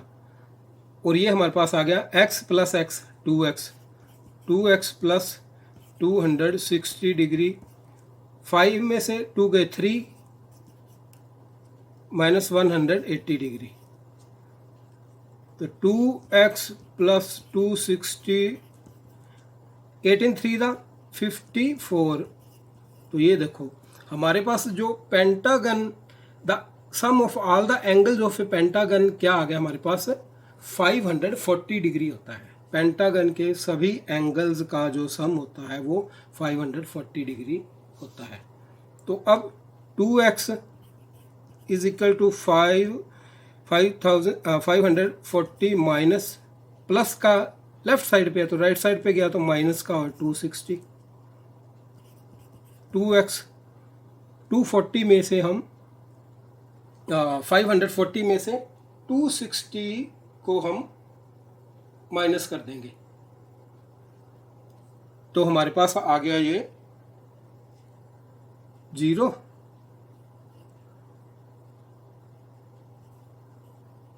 एट और 2। x is equal to 280 over 2, 2 1 द 2, 2 1 द 2, 2 4 द 8, 0। x is equal to 140 degree हमारे पास आंसर आ गया। जो x का मान है, आंसर है हमारे पास 140 डिग्री। ये भी 140 डिग्री है और ये भी 140 डिग्री। आंसर आ गया हमारे पास। यहाँ पे 2x मैंने इसको डिवाइड किया क्योंकि वेरिएबल x के साथ 2 मल्टीप्लाई में है, तो मल्टीप्लाई वाला जो नंबर है इस साइड में जाएगा तो वो इस नंबर को डिवाइड करेगा, इसलिए मैंने इसको डिवाइड किया है। तो अब हम करते हैं, हमारे पास है fifth some.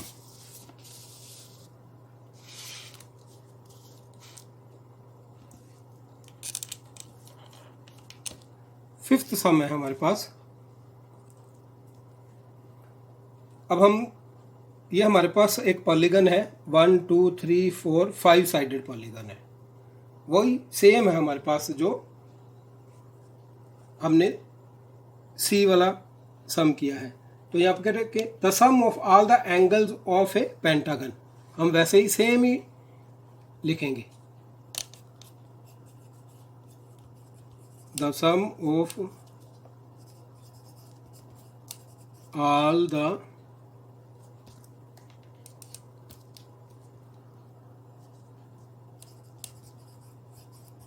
Angles of a pentagon क्या होता है, n-2 मल्टीप्लाई 180। तो यहाँ पे हमारे पास क्या है, x x x x x 1 2 3 4 5 angle हैं जो x, तो x plus x plus x plus x plus x is equal to number of side क्या है हमारे पास, 1 2 3 4 5 5 माइनस 2 180, 5x है तो हमारे पास आ गया 5x इज इक्वल टू 5 में 3 180,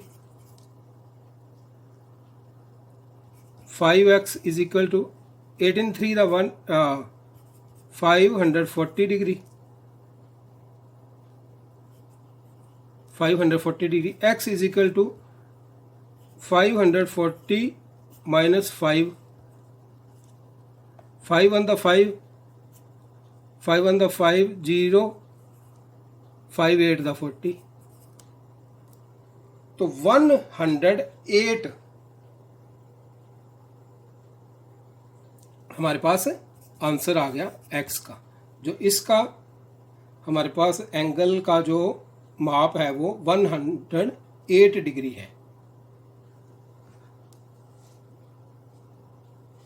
ये था हमारे पास डी सम। आगे है हमारे पास सेवन सम। सेवन सम में हमारे पास एक ट्राइंगल है और ट्राइंगल में हमने फाइंड करना है एक्स वाई जेड जो एंगल है उनका टोटल फाइंड करना है। तो ट्राइंगल में जो ये वाला एंगल है हमें 90 डिग्री का, 30 डिग्री और ये वाला, इसको हम पी मान लेते हैं। इन एंगल्स को इंटीरियर एंगल बोलते हैं, अंदरूनी angle, interior angle of a triangle. और ये जो बाहर वाले हैं इनको एक्सटीरियर एंगल बोलते हैं। एक्स वाई जेड ये है एक्सटीरियर एंगल। अगर इस रेखा को हम आगे बढ़ा देते हैं तो यहाँ पे हमें एक्सटीरियर एंगल मिलता है। अब ये रेखा को आगे बढ़ा दिया तो यहाँ पे एक्सटीरियर एंगल वाई मिल गया। इस रेखा को आगे बढ़ा दिया तो यहाँ पे एक जेड एंगल मिल गया जो एक्सटीरियर एंगल है। तो हमें एक्सटीरियर एंगल का माप पता करके उनका टोटल पता करना है। तो पहले हमें इंटीरियर एंगल पता होने चाहिए, तो उसके बाद हम एक्सटीरियर एंगल का पता लगा लेंगे। तो हमें पता है sum of all the interior angles of a triangle. तो हम स्टार्ट करते हैं अपना सम।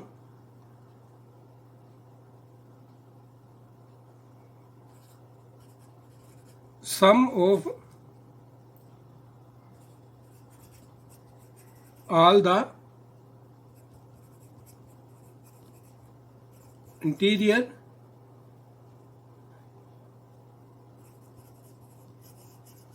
angles of a triangle is equal to, क्या होता है, n-2 मल्टीप्लाई 180 के बराबर होता है। ये हमें वैसे पता है ट्रायंगल का जो एंगल होते हैं उसका सम 180 डिग्री होता है, लेकिन हम इस फॉर्मूले के थ्रू ही चलेंगे। The sum of all the interior angles of a triangle, ये इंटीरियर एंगल्स का जो सम है वो n-2 मल्टीप्लाई 180 है। n यहाँ पे क्या है, नंबर ऑफ साइड्स 1 2 3। तो sum of all the interior angles 90 degree 30 degree plus p is equal to n, क्या है यहाँ पे, n है साइड्स 1 2 3, 3 साइड्स है, 3 minus 2 multiply 180, 90 plus 30 120, p is equal to 3 minus 2 1 multiply 180, तो 120 degree plus p is equal to 180। तो यहाँ पे देखो 180 टोटल आ गया, sum of all the interior angles of a triangle. तो हम इसको सीधा भी लिख सकते हैं, लेकिन हम इस फार्मूले के थ्रू चलेंगे। तो अब p हमारे पास क्या आ गया, 180 degree minus 120 is equal to 60 degree आ गया हमारे पास, ये वाला एंगल 60 डिग्री आ गया। तो ये अगर 60 डिग्री आ गया, अब हम सभी एक्सटीरियर एंगल को फाइंड कर सकते हैं। तो इम्प्लाइज दैट, सबसे पहले x को फाइंड करेंगे, क्योंकि हमें पता है कि ये एक सीधी रेखा पे जो एंगल बन रहा है ये 90 डिग्री है। ये हमने पहले भी समझा है कि अगर एक सीधी रेखा है यहाँ पे, तो यहाँ पे अगर कोई एंगल बन रहा है ये वाला, तो यहाँ से यहाँ तक जो एंगल होता है, यहाँ से यहाँ तक वो होता है 180 डिग्री का। एक सीधी रेखा पे जब ऐसे एक एंगल बनता है यहाँ से यहाँ तक 180 डिग्री का है, तो ये अगर एंगल 90 डिग्री का है या फिर 30 डिग्री का है, तो 180 में 30 निकाल के इस एंगल को हम फाइंड कर सकते हैं। तो यहाँ पे 30 मान लेते हैं इस एंगल को। टोटल क्या है यहाँ पे, ये इम्प्लाइज दैट क्या है, z प्लस 30 180। यहाँ पे ये पूरा एंगल 180 का है, तो ये z प्लस 30 180, तो z कितना आ गया हमारे पास, 180 माइनस 30,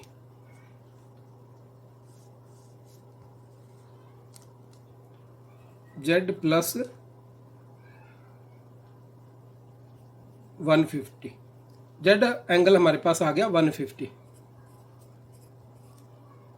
अब हम y का मान पता करते हैं। y का भी अगर ये 60 है तो यहाँ पर यहाँ तक कितना है 180, तो 60 प्लस y हमारे पास क्या आ गया,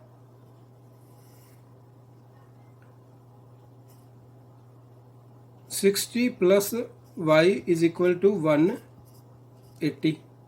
तो y हमारे पास कितना आ गया 180 minus 60, y is equal to 60 120, तो y हमारे पास आ गया 120। इसी तरह हम x का निकाल देते हैं। x plus 90 180, x is equal to 180 minus 90, x is equal to 90। तो z 150 डिग्री, y 120 और x 90 डिग्री। तो अब x plus y plus z is equal to 150 plus 120 plus 90। तो ये सब हमारे पास है, टोटल इसका जोड़ आ जाएगा। तो इन सब को हम जोड़ेंगे तो 0, 9, 11, 6, 16, 1, 2 और एक 3, 163 डिग्री हमारे पास है, आंसर आ गया। जो हमने एक्स वाई जेड फाइंड करना था 360 आंसर हमारे पास। इन सब का जो टोटल है, एक्सटीरियर एंगल्स का जो टोटल है 360 हमारे पास आंसर आ गया। अब हमारे पास 7 सम का बी पार्ट है। तो यहाँ पे हमें एक फिगर दी हुई है जो कि एक क्वाड्रिलैटरल है। इसके इंटीरियर एंगल हमें दिए हुए हैं 60 डिग्री, 80 डिग्री, 120 डिग्री, और इसको हमने आर का नाम दे दिया है। ये हमने पता करना है। तो जब हम ये पता कर लेंगे तो उसके बाद डब्ल्यू एक्स वाई जेड जो एक्सटीरियर एंगल है उनका सम भी हम निकाल लेंगे। तो हमें पता है, जैसे हमने पहले ए सेक्शन में किया, sum of all the interior angles of a triangle निकाले थे हमने। तो यहाँ पे sum of all the interior angles of a quadrilateral. तो हम शुरू करते हैं। Sum of all the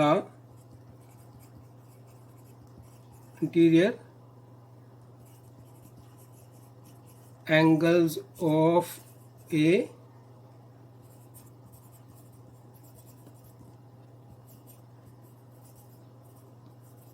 quadrilateral, इसका is equal to n-2 multiply 180।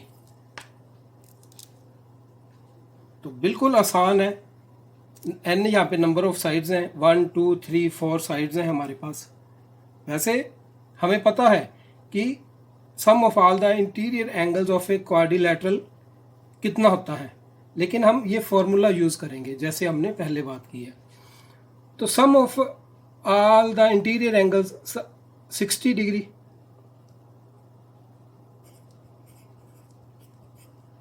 Eighty degree, 120 degree plus R हमने मानना है, इज इक्वल टू एन में 1 2 3 4 sides, 4 minus 2 180, 60 plus 80 plus 120, 120 plus 80 260, 260 plus r is equal to 4 minus 2 2 180।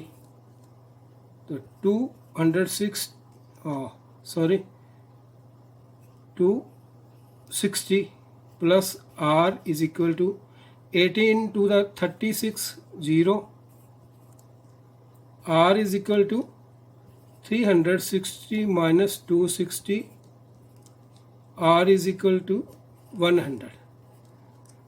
r जो angle है वो हमने निकाल लिया, ये आ गया 100।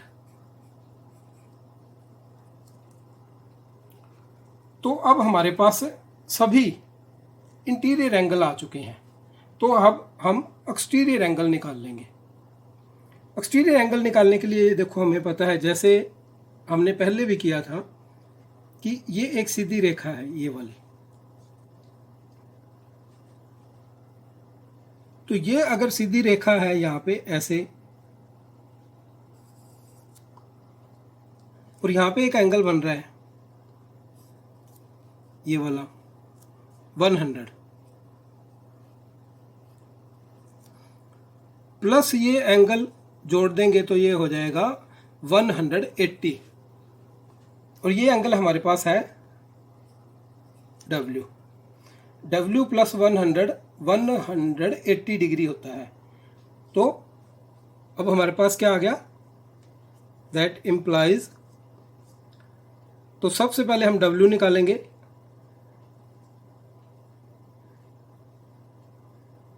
W plus 100 is equal to 180,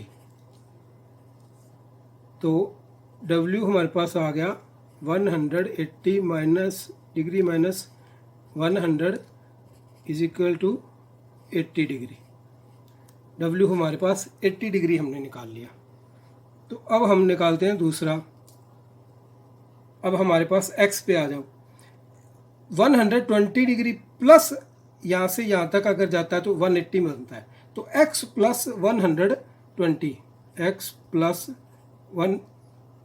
120 degree is equal to 180। तो x is equal to 180 degree minus 120, x हमारे पास आ गया 60 डिग्री। तो x हमने निकाल लिया 60 डिग्री। तो यहाँ पे हम लिख देते हैं 60 डिग्री। W हमने निकाला था 80 डिग्री, तो यहाँ पे हमने लिख देते हैं 80 डिग्री। अब यहाँ पे देखते हो 100 और 80 टोटल इसका आ गया ना 180 डिग्री, 120 और 60 180 डिग्री। अब हमारे पास है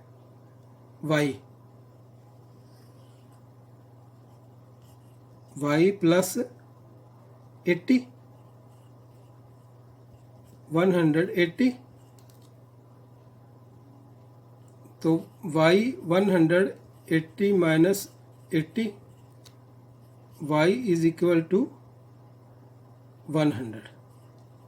तो y हमारे पास 100 आ गया।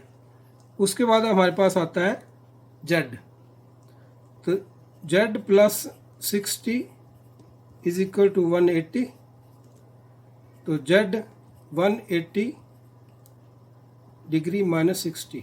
ये आपको समझ में आ रहा है ना, z ये एक इक्वेशन है इन वन वेरिएबल। z ये है लेफ्ट हैंड साइड और ये राइट हैंड साइड। 60 को जब मैं राइट हैंड साइड में लेके जाऊंगा तो ये माइनस की हो जाएगी। ये सभी मैंने बिल्कुल वैसे ही किए हैं। तो z आ गया हमारे पास 120 डिग्री। तो अब हमने फाइंड क्या करना है, W X Y Z। So W X Y Z is equal to 80, 60, 100, 120। तो अब हम इस सब का जोड़ कर देंगे जो कि हमारे पास आंसर आ जाएगा। तो इन जब सब का जोड़ 0 2 6 and 2 8 8 and 8 16 6 1 कैरी हो गया 1 2 and 3 6 1 360 डिग्री हमारे पास आंसर आ गया। तो डियर स्टूडेंट, आपको मैथ्स मोटो चैनल कैसा लग रहा है? चैनल को सब्सक्राइब ज़रूर करें, बेल आइकन को दबाएं ताकि जो लेटेस्ट वीडियो आप देख सकें। वीडियो को कमेंट, शेयर और लाइक ज़रूर करें। Thank you very much.